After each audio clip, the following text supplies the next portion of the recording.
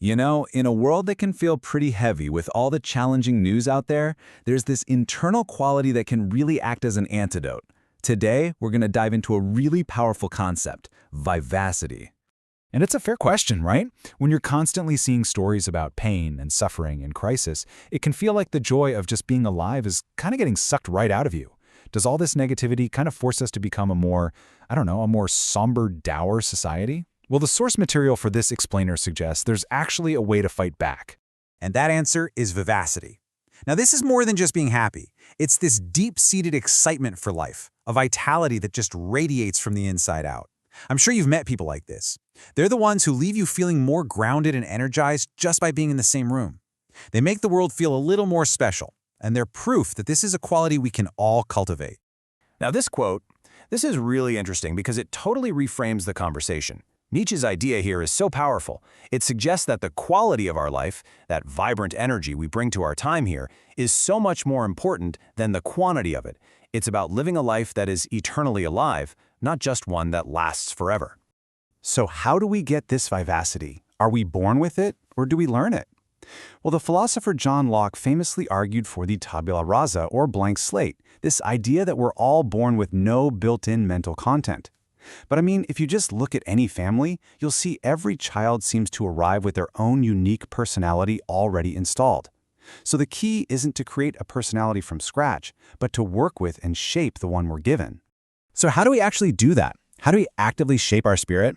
Well, the whole process starts with some honest internal work. First, you've got to acknowledge your natural tendencies. Maybe you're a procrastinator, or you're just not a morning person. Second, you identify these as your millstones, those inner burdens we all carry around. Then comes the crucial third step, actively working to diminish those negative traits. You're clearing the way for a more vivacious spirit to really emerge. And this isn't just theory, it's the foundation for some pretty incredible action. Yeah, this power of action, it really is found in the most surprising corners of history. You see it in these individuals whose vivacious, adventurous spirit led to outcomes they could have never, ever predicted. Let me share a really remarkable example with you. So get this. Back in the early 1600s, nutmeg was literally more valuable than gold. There was this English adventurer, Nathaniel Corthope, who was just driven by this incredible vivacity. He decided to take on the entire Dutch Empire to control a tiny island called Run, which was the world's main source of the spice. You could say he acknowledged his millstone, a pretty huge obstacle, and chose to act anyway. Now, he did die in battle, but his defiant stand had this massive, unexpected consequence decades later. In 1667, the Dutch traded their claim on Manhattan to the English just to get full control of that little nutmeg island. That's a powerful, powerful example of how one person's vivacity and adventurous spirit can ripple through history and literally change the map of the world. So what can we take away from all this for our own lives? Well, the path to vivacity isn't some complex secret. It's really about making a conscious choice to engage with the world.